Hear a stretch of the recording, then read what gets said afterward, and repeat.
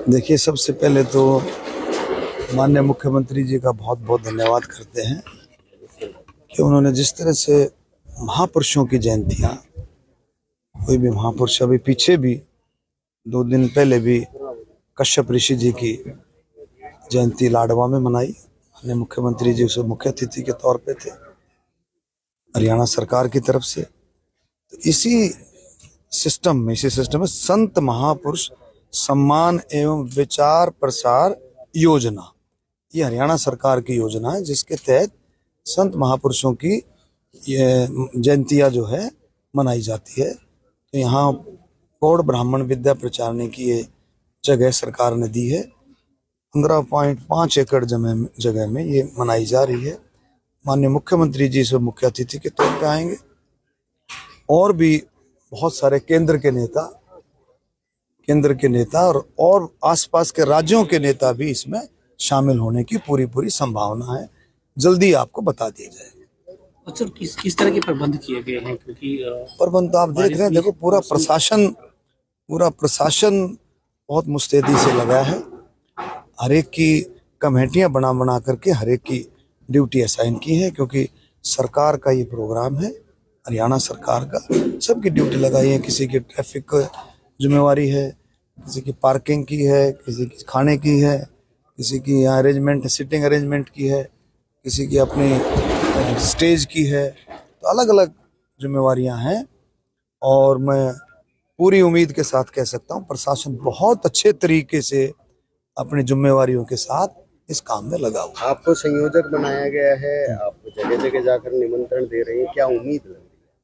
देखिए, लोगों में संयोजक तो हरियाणा की जनता है, पूरी जनता हरियाणा की संयोजक है।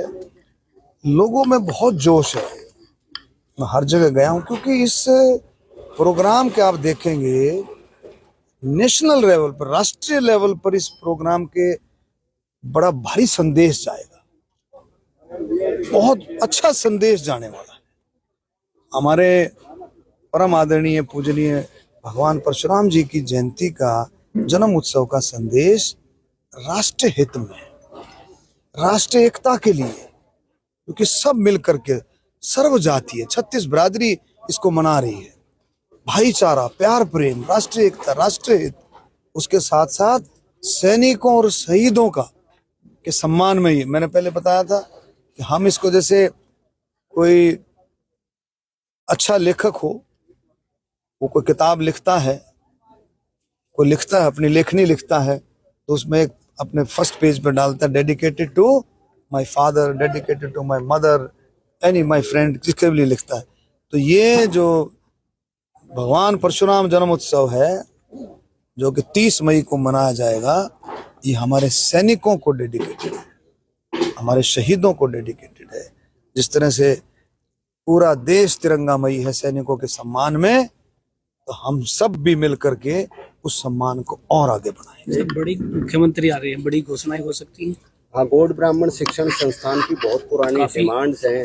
देखिए, जो मांगे हैं, अभी हम इसकी बात करें, 15.5 एकड़ की बात करें, ये तीसरा कैंपस है। इससे पहले गोकर्ण में फर्स्ट कैंपस, जहाँ स्कूल है, कॉलेज है। उसके बाद 50 साल के बाद आप देखो, 50 साल के बाद किसी नई संस्था की शुरुआत हो, वो छोटी बात नहीं। ये रास्ता खुला है, हम सबको इसका स्वागत करना चाहिए, क्योंकि 36 बिरादरी के बच्चे, लड़के लड़कियां इसमें इसका लाभ उठाएंगे। उनको भी इंतजार है कि इस संस्था के जरिए हमारे को भी कुछ ऐसा नया मिले। और मुझे पूरी उम्मीद है कि जो गौड़ ब्राह्मण विद्या प्रचारणी जो चाहती है, जो उनके मन में है, मुझे पूरी उम्मीद है वो सब पूरी है। लेकिन आप जब एक राजनीतिक सवाल मांग है, लोगों की चुनाव की मांग है, 10 साल के करीब हो गए लोग भाई चुनाव होने हो। देखिए, एक तो एडमिनिस्ट्रेटर वाली शुरुआत कर दी माननीय मुख्यमंत्री जी ने, और दूसरा ये भी कह दिया कि भाई इसके बाद जल्दी ही ये खोल करके, मेंबरशिप खोल करके इसकी चुनाव का रास्ता भी साफ करें, निकालें। डॉक्टर साहब, जब भी आप लोग कोई कार्यक्रम करते हो, कांग्रेस की तरफ से एक आरोप लगता है कि इवेंट मैनेजमेंट में तो आप बहुत सक्षम हो, लेकिन मूलभूत सुविधाएं नहीं। देखिए, ऐसा है, उनका काम कहने का है, कौन सी सुविधाएं धरातल पे नहीं है, का काम कहने का है।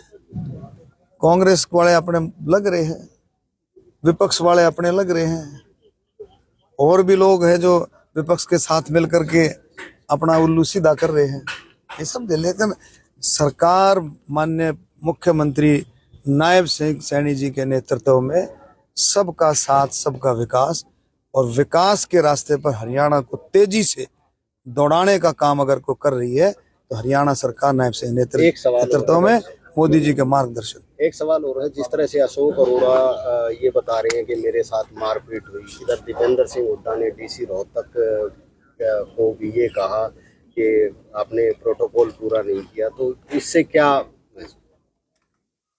देखिए, respect is commended, not demanded. इज्जत दिल से है, किसी के साथ जबरदस्ती कोई इज्जत वाली बात नहीं कर सकता, रिस्पेक्ट वाली बात वो उनका आपस का मामला है। डीसी साहब बताएंगे क्या मामला हुआ, लेकिन जो मैंने बोला है वो उसको ध्यान से सुन लो। इज्जत दिल से है, किसी के मांगने से इज्जत नहीं है। वो जबरदस्ती करेगा मेरी इज्जत करो, ये सब नहीं। दूसरी चीज, वो अशोक जी वाला हुआ है, ऐसे प्रकरण नहीं होने चाहिए, और इसमें भी देखेंगे इंक्वायरी की रिपोर्ट आएगी जो क्या हुआ। अच्छा सर, लास्ट सवाल है, राहुल गांधी ने विदेश मंत्री जयशंकर को जो है जयचंद कहा है। देखिए, राहुल गांधी के कभी समझ में भी नहीं आ सकता, उसको समझ में नहीं आ सकता। अब आप देखें कितना बड़ा काम, वो देश युद्ध करने के लिए थोड़ी गया था, कोई देश ने कोई युद्ध का ऐलान थोड़ी किया था। मोदी जी ने कहा था उससे पहले बिहार में कि अब समय आ गया है, आतंकवाद और आतंकवादियों को मिट्टी में मिलाने का समय आ गया है। जो 22 तारीख की घटना थी, उस घटना का जवाब देने के लिए ऑपरेशन सिंदूर था। उन हार्डकोर आतंकवादियों को जो छिपे हुए 9 ठिकानों पर टारगेट किया, कभी भी पकड़ाई में नहीं आ सकते। 9 ठिकानों पर टारगेट करके ऐसे आतंकवादियों को मिट्टी में मिलाने का काम किया। ये बात समझ में आ सकती। अब देश, पूरा देश तिरंगामयी है, पूरा देश, वो किसी को बुलाने नहीं जा रहा है, मंशा क्या है को बुलाने नहीं जा रहा है। लोगों में जोश है, पूरा देश तिरंगामयी है, राष्ट्र हित में, देशभक्ति में। कोई किसी पार्टी का प्रोग्राम नहीं है कि हम कहें भारतीय जनता पार्टी, नो, ये लोगों का प्रोग्राम है, देश का प्रोग्राम, लोगों, आम जनता का प्रोग्राम है कि सैनिकों का सम्मान, ये आम जनता का प्रोग्राम। राहुल गांधी को क्यों दिक्कत है सर? पूछो उससे। जो हमने, ये मैं कह रहा था ना, हमने डेडिकेट किया है सैनिकों को, शहीदों को, हमने उसका एक स्लोगन भी दिया है, सैनिकों और शहीदों के सम्मान में, सैनिकों और शहीदों के सम्मान में, भगवान परशुराम जी की शान में, 36 बिरादरी के कल्याण में, क्योंकि सर्व जाति है, सभी शामिल है, ब्राह्मण है मैदान में, 36 बिरादरी के कल्याण में ब्राह्मण है मैदान में।